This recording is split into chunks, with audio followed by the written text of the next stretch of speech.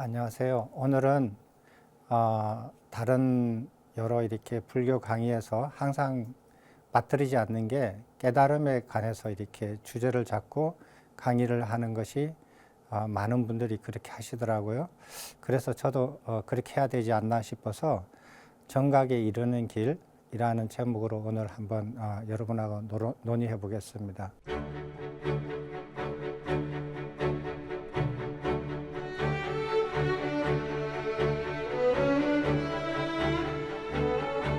깨달음에 이르는 길, 몇 개가 있을까요?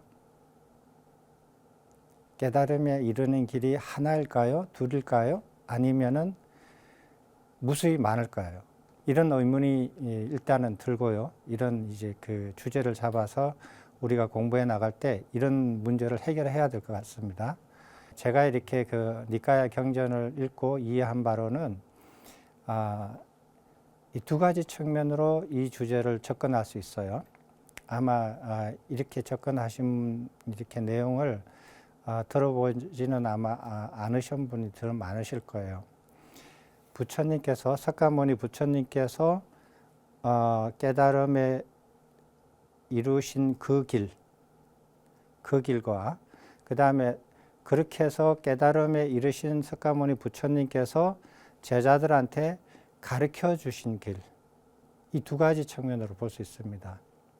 석가모니 부처님께서 깨우치지 않으셨을 때 석가모니 부처님께서 스스로 깨달음의 길을 찾아서 깨우치신 그 길이 있습니다. 그 길이 있고 그 다음에 그렇게 깨우치시고 난 다음에 많은 제자들한테 너희들은 이런 방법으로 다가가서 깨달음의 정각에 이르라 라고 가르치신 내용이 있어요. 그래서 제자들은 모두 그 가르침에 따라서 정각을 이루세요. 이 두 가지 측면으로 볼 수 있습니다. 그러면은 이 두 가지 측면이 같을까 다를까? 같다면 얼마나 같고 다르다면 어디서 다른가 하는 부분들을 또 명료하게 아셔야 됩니다. 그래서 오늘은 첫 번째 정각에 이르는 길에서 석가모니 부처님께서 깨우치시기 전에 스스로 찾아서 이루었던 깨달음에 이르렀던 그 길을 따라가 보겠습니다. 되셨습니까?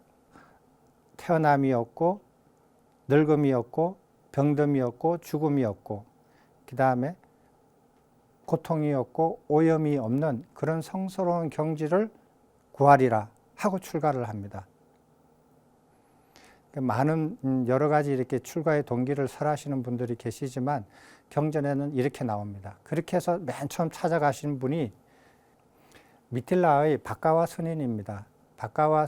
박가와라는 이름은 이분의 이름인데 경전에는 박가와가 대부분의 도공인을 이렇게 도자기 만든 사람들을 이름을 도공인을 박가와라 그래요.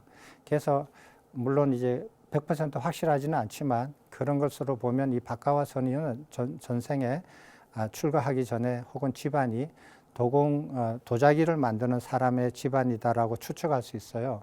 그러니까 신부는 그 서민 그렇게 브라만도 아니고 크샤트리아도 아니고 바이샤 출신으로 이렇게 여겨집니다. 아니면 바이샤보다 더 낮은 단계일 수도 있고요. 그래 이런 선인을 찾아가는데 출가한 석가모니 부처님께서 항상 이렇게 다른 출가 수행자를 보면 두 가지 질문을 해요. 존자시여, 존자의 출가의 목적은 무엇입니까? 라고 물어봐요. 그 다음에 존자가 지니시는 법과 율은 무엇입니까? 라고 이렇게 물어봐요. 그래서 그 출가의 목적이 무엇이고 그 출가의 목적에 따라서 어떤 법과 어떤 가르침과 어떤 계율을 지녔는지 항상 배워요. 물어봐요. 직접. 다른 사람한테 듣지 않고 직접 물어봐요. 그래서 이 박가와 스님한테도 가서 여쭙니다. 존자시여, 당신의 출가 목적은 무엇입니까? 그리고 당신이 지니신 법과 율은 무엇입니까? 라고 물어봐요. 그래서 그분이 대답을 합니다. 박가와 스님이 대답을 합니다. 인간은 오염된 인간 세상을 벗어나야 합니다. 인간은 오염되지 않는 천상세계에 태어나야 합니다. 이것이 우리의 출가의 목적입니다. 우리는 다양한 고행들을 행하는 법과 유를 지니고 있습니다. 라고 대답을 합니다. 그래서 박가와 선인의 밑에서 이제 다른 신입생들과 마찬가지로 거기에서 주어져 있는 것을 하나씩 차례대로 거기서 제공해 주는 가르침을 고행을 차례차례 닦아 나갑니다.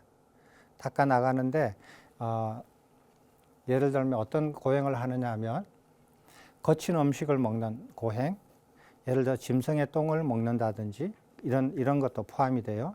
아주 거친 음식을 먹는다든지 음식의 양을 극도로 작게 먹는다든지 하루에 예를 들어서 콩알 1개를 먹는다든지 이런 거를 일정 기간 동안 그거를 뭐 그 1년, 2년 이렇게 하면 사람이 죽죠. 그렇게 죽을 때까지 하지 않고 정해져 있는 일정 기간 동안 그렇게 하는 거예요. 그 다음에 일정 기간 동안에 금식하는 행위, 금식하는 고행, 금식이라는 거는 음식을 전혀 먹지 않는 거예요. 금언하는 거, 말을 하지 않는 거, 그 다음에 숨을 조절하는 거. 숨을 조절하는데 이 숨을 코로 쉬지 않고 숨을 쉬는 방법을 터득을 해서 그런 고행을 하기도 해요.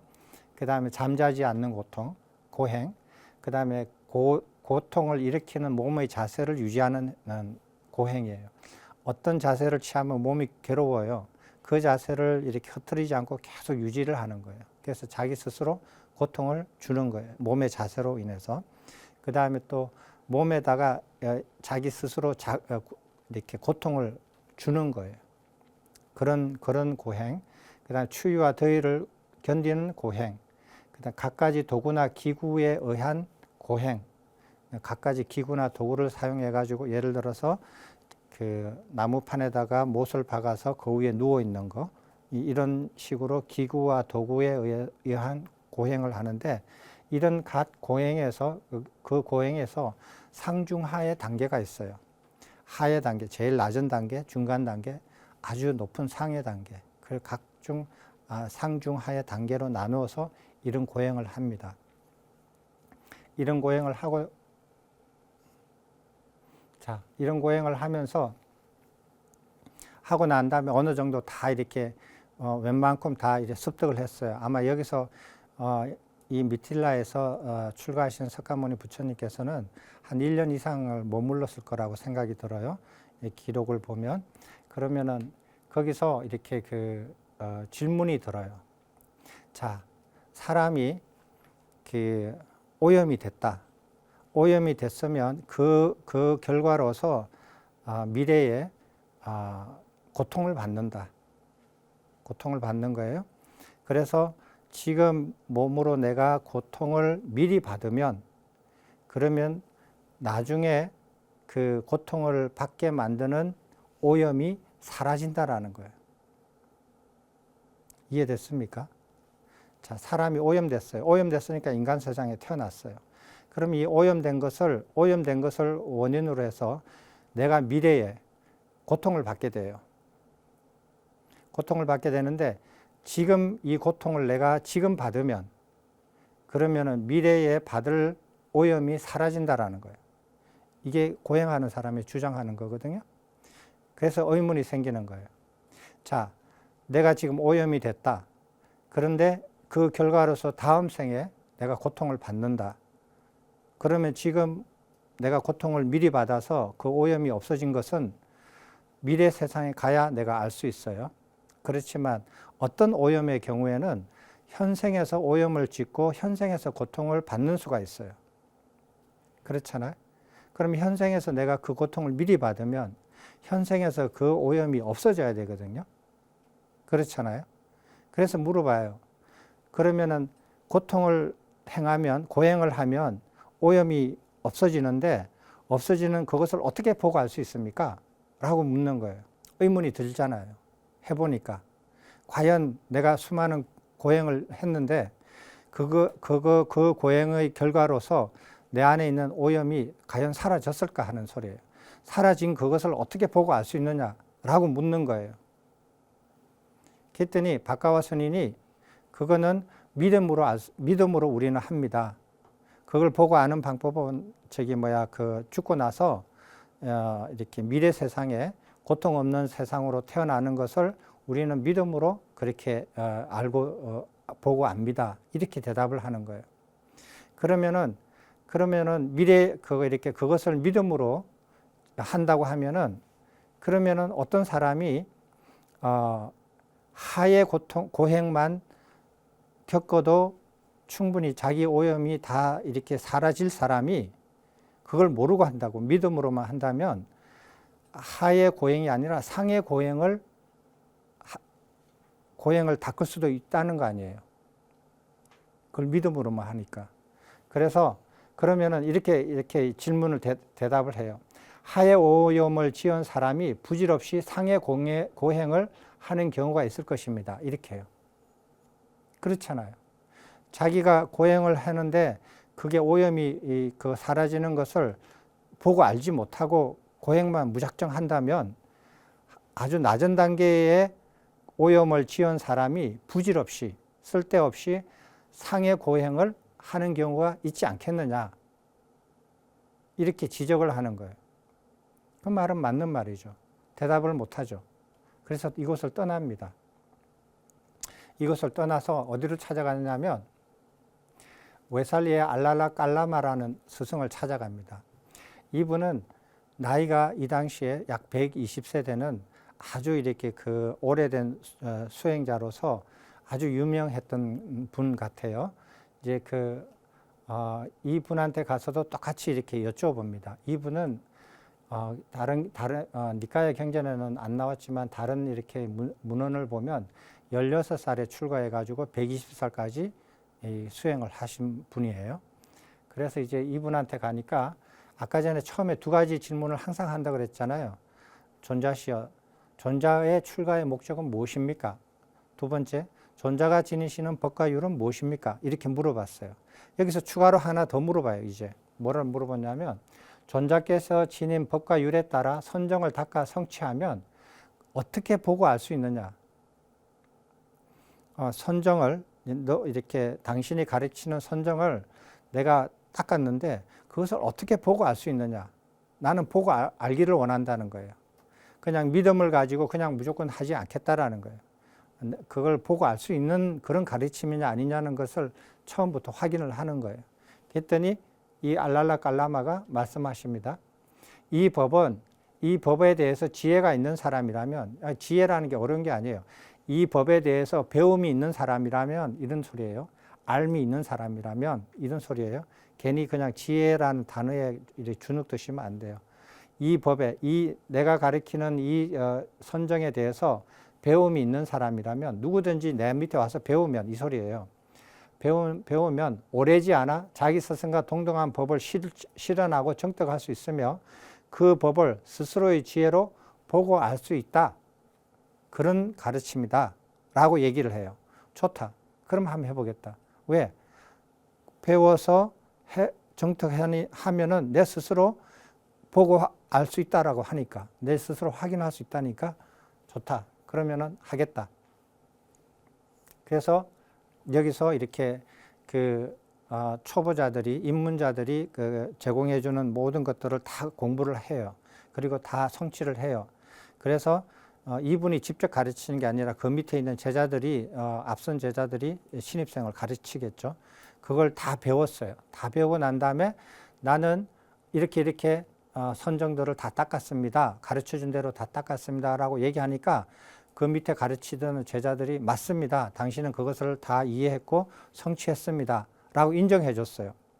인정해 주니까 석가모니 부처님께서 이제 의문이 드시는 거예요. 그러면 저 알랄라 깔라마 저 스승은 우리들 중에서 최상의 지혜를 가지고 있다는데 그 최상의 지혜가 뭔지 이제 여기 밑에서 다 배웠으니까 직접 스승한테 찾아가서 마지막으로 배워보겠다라고 이제 스승을 찾아가요. 찾아가서 어떻게 하느냐면 최상의 법을 스스로 최상의 법 지혜로 알고 보면서 실현하고 정득한다고 선언하십니까? 그러니까 그 스승한테 스승이 정득하신 그 최고의 그 선정 상태를 어떻게 그거 스스로 실현하고 정득하고 보고 알아서 선언하십니까? 예, 보고 알고 직접 이렇게 체험을 해서 어떻게 말씀하십니까? 이렇게 물어봐요. 그래서 스승이 내가 최고의 지혜로 이루어진 성취한 선정의 단계는, 최고의 단계는 무소유 처정이다. 무소유 처정은 이러이러한 것이고 너가 이렇게 이렇게 배워서 이렇게 이렇게 하면은 너도 성취될 것이다 라고 설명을 해줘요. 그래서 석가모니 부처님께서 무소유 처정을 배워서 어떻게 생각하냐면은 나도 선정에 대해서 배움이 있다. 배웠다. 이게 지혜가 있다. 그리고 나도 노력을 한다. 나도 스승과 같이 열의가 있다. 그리고 나도 이렇게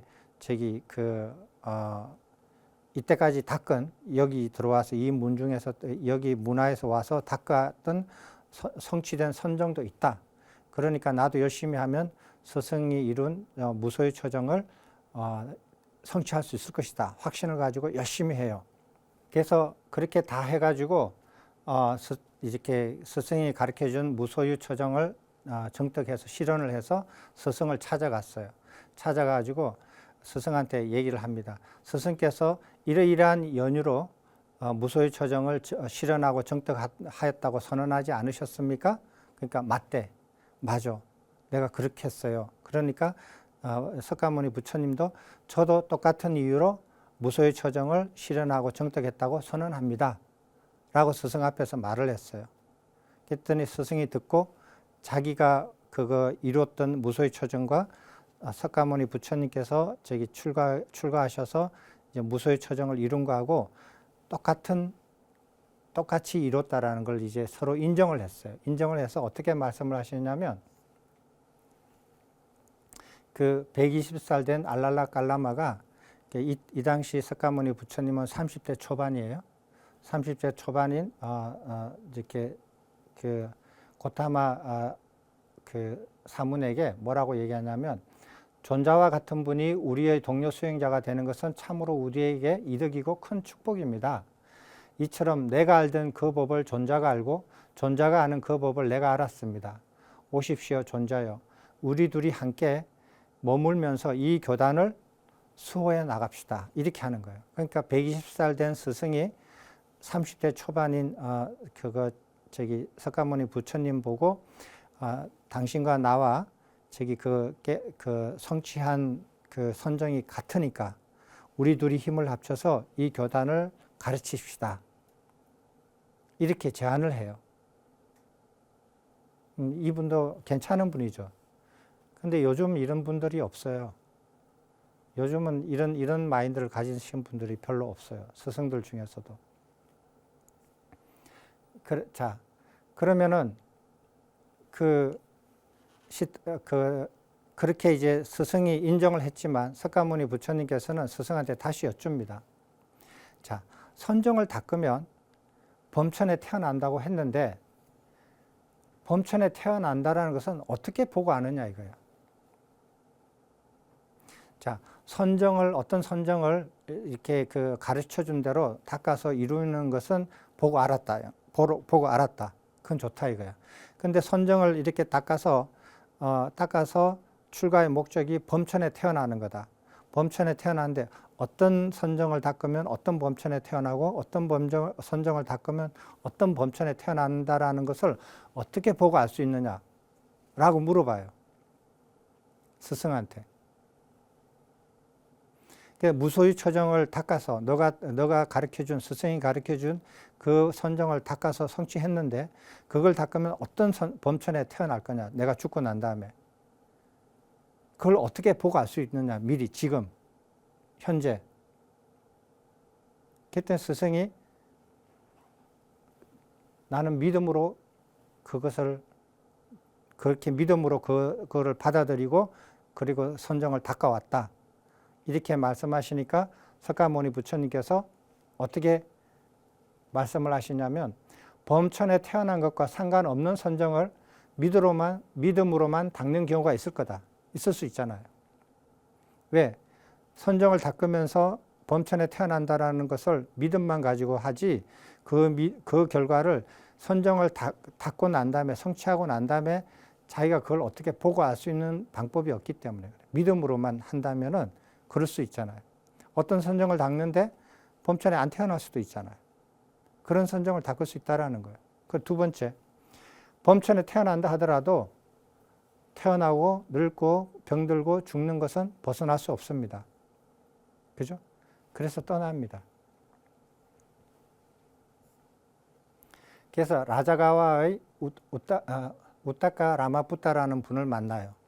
이분한테도 똑같이 질문을 합니다. 근데 이분은 그 알랄라 갈라마하고 달리 비상비비상 처정에 대해서 말을 해줘요. 비상비비상 처정은 뭐냐면은 아까 전에 무소유가 있는 바가 없다라는 거거든요. 근데 있는 바가 없다라는 것도 부정하는 거예요. 그래서 근데 무소유처가 비상인데 그 앞에다 비자를 하나 더 붙여서 비비상이에요. 그래서 비비상에 대해서 설명을 해줘요. 그래서 그거에 대해서 이제 다시 똑같은 방법으로 선정을 닦아서 그 스승한테 얘기를 해요. 똑같이 이제 정떡에서 스승이 인정을 해요. 아까하고 똑같은 그런 대화를 합니다. 그래서 이제 근데 그 대답이 좀 달라요. 우타카 라마푸타라는 분은 맨 끝에 뭐라고 얘기하냐면 앞에 거는 얘기가 같은데 존자는 젊고 나는 이미 많이 늙었습니다. 오십시오 존자시여. 이제 그대가 스승이십니다. 그대가 여기 교단을 지도해 주십시오. 이렇게 얘기를 해요. 그러니까 비상 비비상 처정을 가르쳐 줬는데 그것을 실현하고 정떡했다. 그리고 그것을 나도 인정하고 여기 똑같이 선정했다, 성취했다라는 것을 서로 인정을 해요. 서로 인정하니까 뭐라고 얘기하냐면 나는 늙었다 이거야. 나는 늙고 당신은 젊다 이거야. 30대 초반이니까. 그러니까 당신이 여기 교단의 스승으로 이 교단을 이끌어 주십시오. 라고 얘기를 해요. 이 스승은. 그런데 제안이 조금 다르죠. 한 단계 조금 더 올랐죠. 그런데 똑같은 이유로서 스승에게 물어봐요. 선정을 닦으면 선정의 가위로 범천에 태어나는데 그 범천에 태어나는 것을 지금 어떻게 보고 알 수 있느냐. 그래서 이분도 지금 그것을 보고 알 수 있는 방법은 없다. 나는 대대로 전통적으로 그런 믿음을 가지고 이때까지 닦아왔다. 그리고 내가 죽으면 범천에 태어난다라는 건 확신을 가지고 믿음을 가지고 지금까지 살아왔고 그 전에 있던 내 스승도 그 믿음으로 나한테 가르쳐 줬다. 이 전통은 굉장히 오래된 전통이다. 그렇게 얘기를 해요. 똑같은 이유로 범천에 태어난다 하더라도 윤회는 벗어나지 못하며 범천에 태어난 것과 상관없는 선정을 믿음으로 닦을 수도 있다라는 거야. 그걸 어떻게 알 수 있겠느냐. 지금 그것을 보고 알지 못한다면 여기에 머무를 필요 없다라고 다시 떠납니다. 그 라자가에서 인도 그 당시에 있는 모든 이렇게 그 지역에서 오는 출가 수행자들하고 이렇게 탐문을 해요. 당신의 스승은 누구십니까? 무엇을 어떤 출가의 목적을 가지고 어떤 법과 유를 배우셨습니까? 라고 다 물어봐요. 물어보고 탐문을 하고 이렇게 알아봤는데 이제 더 이상 이렇게 어디 가서 스승을 찾아서 공부해 볼 만한 그런 스승이 안 계신다라는 걸 이제 알았어요. 그래서 어떻게 하냐면 이제 홀로 이제 수행을 해야겠다. 홀로 닦아야겠다라고 생각해서 아주 강변에 이렇게 아름다운 조용하고 아름다운 강변에 주변이 조용하고 그런 우루웰라의 지역에 있는 그런 어떤 마을의 조그마한 마을의 장군촌이라고 이렇게 번역을 하는 그런 마을의 강변에다가 이렇게 자리를 잡고 이제 거기서 고행을 해요. 왜 고행을 하느냐면 스승이 가르쳐 준 것 최고의 그 교단에서 최고로 가르쳐 준 것을 다 마스터를 다 하고 인정을 받았는데 고행만은 자기가 몇 개를 빠뜨렸거든요. 몇 개의 고행에서 제일 높은 상의 고행을 하지 않은 것들이 몇 개 있어요. 그걸 안 했으니까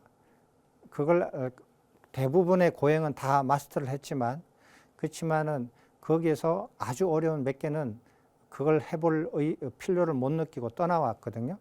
그거를 마음에 걸리는 거예요. 그래서 그걸 한번 여기서 마무리해보자라는 생각을 하셔요.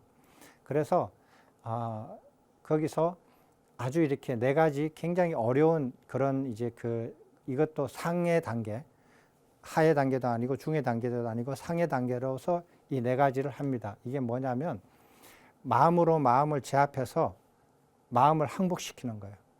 몸과 마음을 항복시키는 거예요. 그래서 여러분이 마음이 마음대로 잘 안 되잖아요. 그런데 마음이 그렇게 마음대로 잘 안 되는 그 마음을 마음으로서, 다른 것이 아니라 자기 자신의 마음으로서 완전히 제압하는 그런 훈련을 해요. 온몸에 땀이 나고 마음이 마음대로 안 되는 그런 부분을 마음으로 이렇게 제압하고 억제하니까 몸에서 땀이 나고 막 이렇게 어려운 이렇게 수행을 해요. 이 고행을 이제 완성시키고 난 다음에 숨을 쉬지 않는 고행을 해요. 코와 입으로 숨을 쉬지 않는 고행을 해요. 그걸 딱 막아버리고 피부로, 머리로 이렇게 숨을 쉬는 그런 고행을 해요. 이것도 굉장히 어렵고 힘들고 고통스러운 고행이거든요. 그 다음에 세 번째, 이걸 완성시키고 난 다음에 세 번째 하는 고통은 아주 적은 음식만 먹는 고행이에요. 그래서 음식을 너무 이렇게 적게 먹어서 이렇게 배를 만지면 손이 닿아지고 손을 닿으면 배가죽이 만져진다 할 정도로 이렇게 야위어졌어요. 그리고 여러분들이 경전 다 읽어보시면 아시겠지만 여기 경전 다 인용이 되어 있습니다. 이렇게 소변을 보려고 일어나면은 이렇게 몸이 꼬꾸라지는 거예요. 서 있지를 못해서. 이렇게 그런 이제 표현이 있습니다. 그리고 일정한 기간 동안에 모든 음식을 끊는 고행, 이런 지극한 고행을 해요. 이 고행을 다 마치고 난 다음에 어떤 생각을 하냐면 이런 생각을 해요.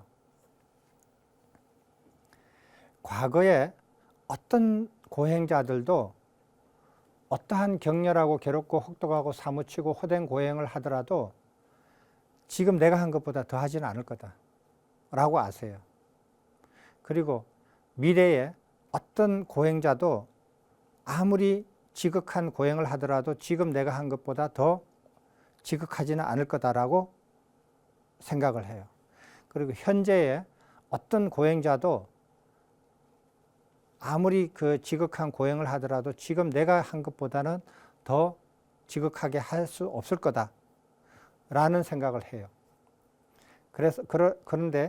그러나 나는 이러한 지극한 고행으로도 인간의 법을 초월하였고 성스러운 경지를 정득하지 못하였다. 그래서 회의를 해요. 다른 정각에 이르는 다른 길이 없을까? 고행은 스스로 생각을 하기를 과거, 미래, 현재에 어떤 출가 수행자가 고행자가 하는 고행보다도 내보다도 더 심하게 지극하게 할 수는 없다. 그것까지 자기 해보고 이제 스스로 이제 판단을 하는 거예요. 그까지 가보고 난 다음에 판단을 하는 거예요. 이렇게까지 고행을 했는데 고행을 함으로 인해서 내가 출가의 목적을 가까이 가는 혹은 이룰 수 있는 어떤 가능성마저도 안 보이고 아무것도 안 보이는 거예요. 그래서 혼자 생각을 하기를 이 방법은 아니다. 정각을 이루는 어떤 다른 방법이 없을까라고 생각을 해요. 됐습니까? 자, 정각을 이때 이런 생각을 하는데 이게 오늘 이렇게 강의 중에서 제일 재밌는 강의고 여러분들 잘 이렇게 어디서 경전 아니면 어디서 들어보지 못한 이렇게 내용이에요. 세 가지 나무 토막의 비유라는 거를 생각이 문득 올라요. 이렇게 회의하고 있는데 이제 이 세 가지 비유가 떠오릅니다. 그래서 경전에 석가모니 부처님께서 어떻게 표현하셨냐면 내가 이전에 어디에서도 보거나 듣거나 한 적이 없는 그런 비유가 문득 떠올랐다. 이렇게 표현을 하셔요. 이게 뭐냐 하면은 자, 나무 토막이 있어요. 나무 토막이 있는데 물 위에나 물 속에 오래 있었다 이거예요. 오래 있어가지고 겉도 젖고 속도 다 젖었다 이거예요. 그런 나무 토막이 있어요. 근데 그거를 사람이 건져가지고 부시막대 알죠? 부시막대 왜 이렇게 하는 거. 원신들이 이렇게 불할 때 나무 토막에다가 구멍을 이렇게 뚫어가지고 조금 파서 이렇게 해서 불을 피우잖아요. 그걸 부시막대라 그래요. 그래서 그런 젖은 나무 토막을 가지고 와서 어떤 사람이 불을 피우려고 부시막대로 아무리 비벼도 불을 피울 수 있겠느냐 하는 소리야. 불을 피울 수 없죠. 왜? 겉도 젖고 속도 젖었으니까. 불 피우는 고사하고 붓이 막 때까지 젖어버릴 수가 있어요. 그렇죠.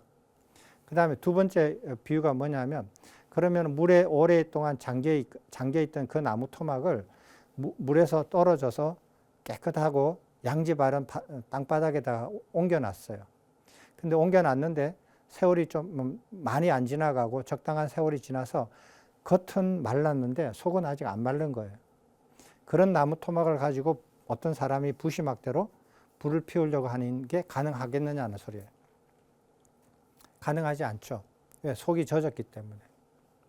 그런데 세 번째 비유는 뭐냐면, 그 물 위에나 물 속에 있던 그 나무 토막을 이렇게 멀리 떨어져 있는 양지 바른 땅바닥 위에다가 올려놨는데 아주 오래됐다 이거예요. 그래가지고 겉도 말랐고 속도 하나 바싹 말랐고 물기가 하나도 없을 정도로 바싹 말라 있는 나무 토막이 있다. 그 나무 토막을 가지고 부시 막대로 해서 불을 피우려고 하면 이거는 불이 피워질 수 있다. 그런데 이때 불을 피우기 위해서 기울여야 하는 노력은 그렇게 지극하지 않아도 된다. 그냥 조금만 이렇게 하면 된다라는 거예요. 적당히만. 막 그냥 젖은 막대에다가 나무 토막에다가 불을 지피려고 그 애를 썼던 거에 그 절반도 안 해도 된다는 거예요. 조금만 해도 불이 난다라는 거예요. 이런 비유를 이제 생각을 이렇게 문득 떠오르는 거예요. 이해됐죠? 자, 그러면은 나무 토막이 뭐냐는 거예요. 여기서 비유해서, 비유잖아요. 나무 토막은 사람이에요. 사람이고, 물은 뭐냐면 이것은 늪이에요, 늪. 사람들이 늪 속에 갇혀 있어요. 우리가 이렇게 그 바다에나 물 속에 있는 그거 이렇게 어류들이 그거는 자기의 그 삶 속에서 태어날 때부터 죽을 때까지 물 속에서 살다가 물 속에서 태어나고 살다가 죽잖아요. 그러니까 물은 자기들한테 굉장히 이렇게 안식처가 되는 것이지. 그렇지만 물 바깥에 있는 사람의 입장에서 보면 물에 들어가면 위험하잖아요. 그러니까 그게 편안한 곳이 아니죠.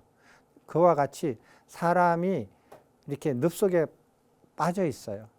늪 속에 빠져 있는데 그것이 그 늪 속에서 태어나고 그 늪 속에서 늙다가 그 늪 속에서 병들다가 그 늪 속에서 죽어요. 그래서 이 늪이 아주 자기한테는, 인간들한테는 편안한 안식처예요. 그게 늪 바깥에 있는 사람의 입장에서 보면 그게 아주 위험한 공간이 되는 거예요. 그런 늪에 빠져 있는 거예요, 인간들이. 그래서 인간들이 빠져 있는 이 늪, 그 다음에 인간에서 더 빠지면은 축생으로 더 이렇게 그 늪에서 내려가면 축생이 되고, 축생보다 더 늪 바닥으로 내려가면 지옥이 돼요. 그리고 인간에서 조금 더 이렇게 늪에서 조금 늪 위로 올라가면 천계가 있어요. 신들이 사는 천계가 있거든요. 6개가 있어요. 6개가 쭉 있는데 그것도 늪 안에 다 포함이 되어 있어요. 이 늪 안에 포함이 되어 있는 거예요. 그래서 이런 세계를 뭐라고 표현하냐면 욕계라고 해요. 불교에서는. 근데 이 욕이 무슨 욕이냐면 감각적 욕망이라 그래요. 감각적 욕망 혹은 감각적 오욕이라고도 표현하는데, 감각적 욕망이라는 욕에 이렇게 욕이라는 늪에 빠져서 사는 것이 그 인간들이에요. 그리고 저기 나무 토막은 인간이고, 물기가 감각적 욕망이고, 그 다음에 부시 막대는 저기 법과 유리죠. 자기가 이렇게 불을 피우려고 하는 법과 유리에 해당되고, 그리고 부시를 이렇게 움직이는 노력, 그거는 자기가 법과 유리에 따라서 얼마만큼 열심히 노력하느냐에 달린 거란 말이에요. 그러니까 인간이 이렇게 늪에 오래 빠져 있는 상태에서는 아무리 좋은 법과 유를 가지고 아무리 노력을 해도 이것은 변화가 생기지 않는다. 불을 피울 수 없다. 그래서 고행을 하면서 깨달으신 게 뭐냐면 늪에서 빠져나와서 말려야 된다라는 거예요. 속과 겉을 다 말려야 된다. 그러니까 감각적 욕망을 다 떨쳐버려야 된다. 그러지 않으면은 불을 피우는 건 불가능하다라는 거예요. 이제 이거를 아신 거예요. 그래서 부처님께서 사유하시는 거예요. 감각적 욕망을 떨쳐버리는 그런 가르침, 그런 경험이 내한테 있을까? 라고 사유를 해요. 그래서 그 자리에서 뭐를 생각하냐면 지금 현재 시점에서 과거로 쫙 이렇게 그 사유를 하기 시작해요. 자기 인생에서 사유를 하면서 뭐든지 배웠던 거, 들었던 거, 그 다음에 뭐 스스로 경험했던 것, 그런 모든 것을 다 점검해요. 여러분들도 아마 그런 경험이 있을는지 몰라요. 저도 그런 경험이 있었거든요.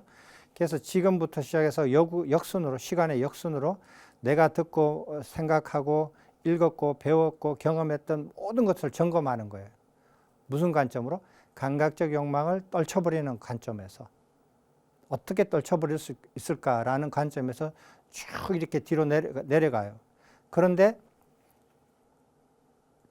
출가해가지고 여기저기서 배우고 들은 법과 율에 대해서는 그런 게 없었어요.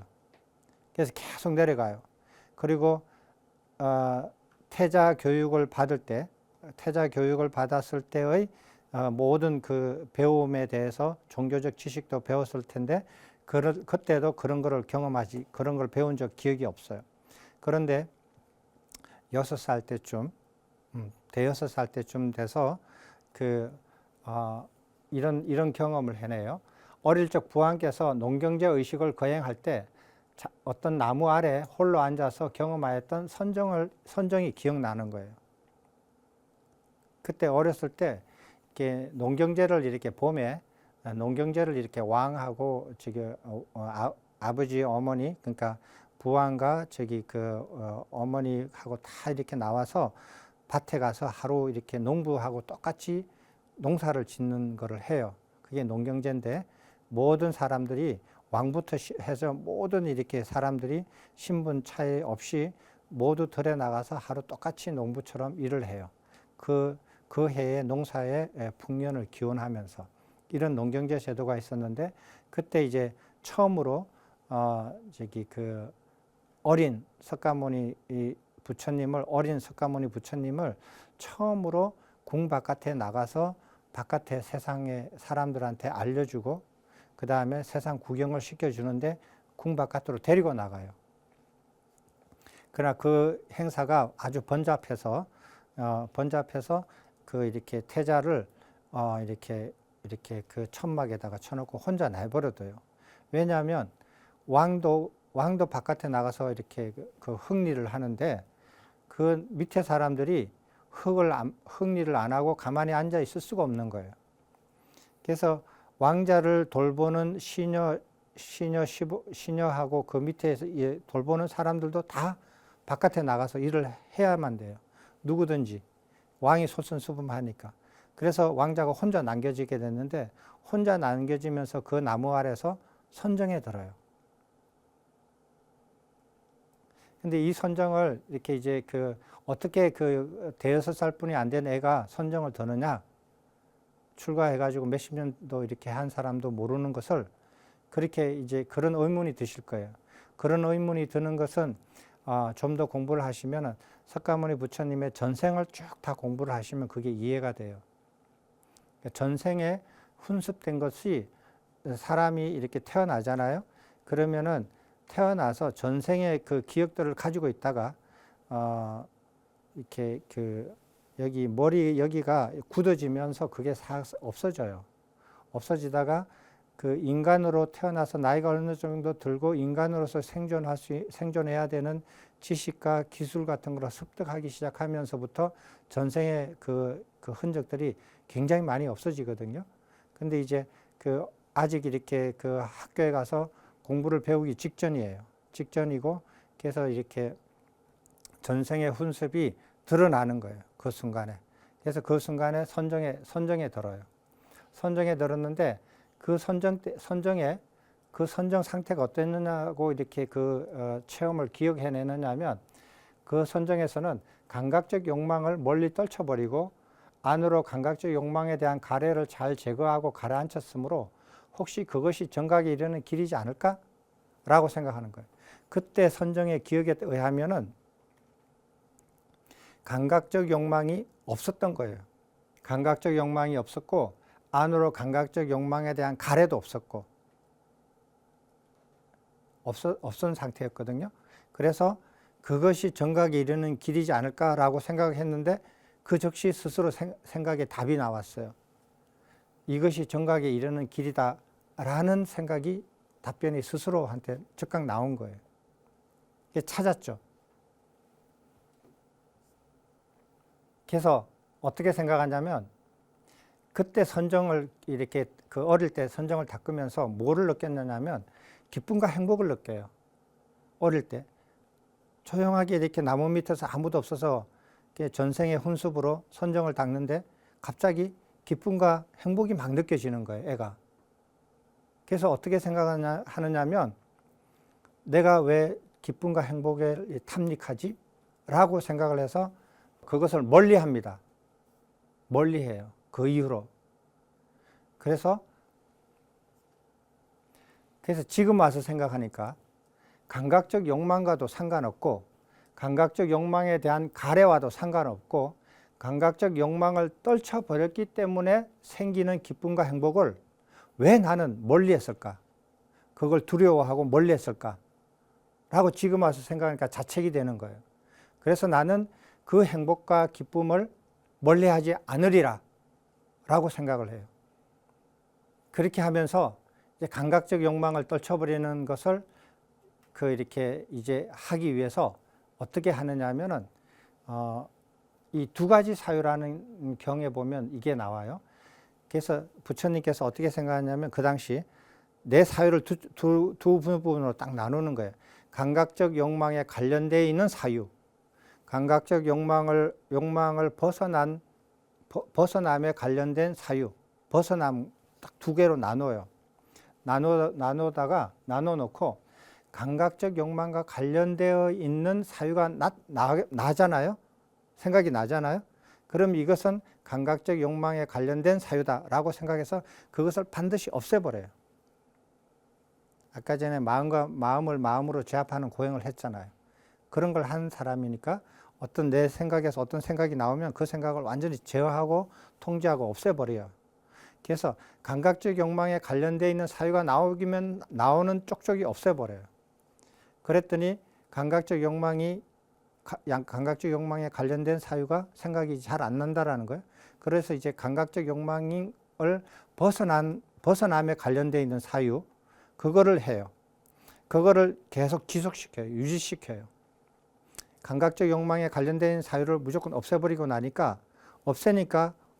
없어진 상태를 계속 유지하는 거예요.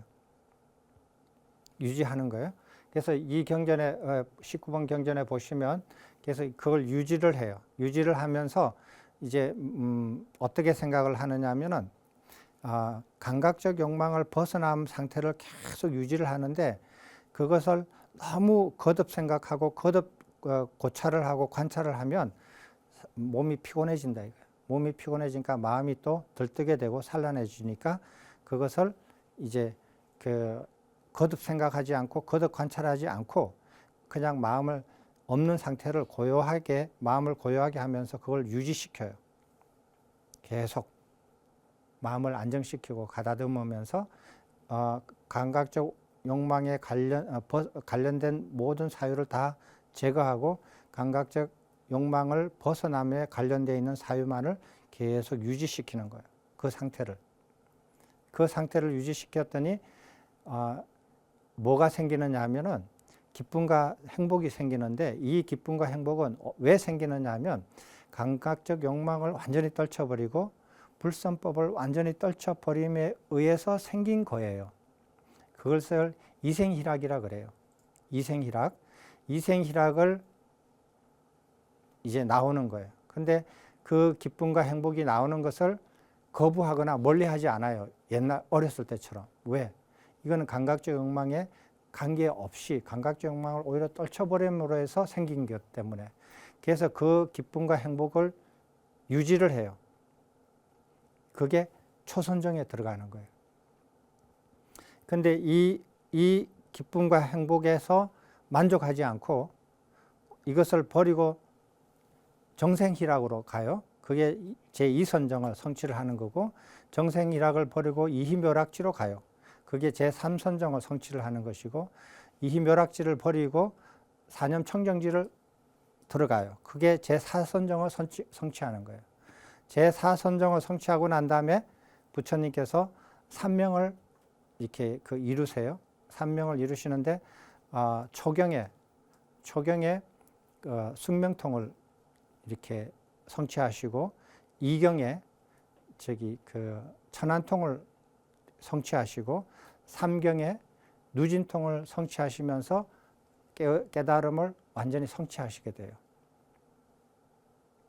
이게 석가모니 부처님께서 깨우치시기 전에 깨달음을 이루지 못한 석가모니 부처님께서 깨달음에 이르는 그 길을 따라간 거예요. 석가모니 부처님은 이 방법대로 깨우침을 닦으셨어요. 깨우침을 이루셨어요. 그러면은 다음 시간에는 그러면 이렇게 깨달음에 이르신 석가모니 부처님께서 제자들한테는 어떻게 가르쳤나, 그거에 대해서 한번 논의를 시작해 볼 수 있겠습니다. 이것으로 마치겠습니다.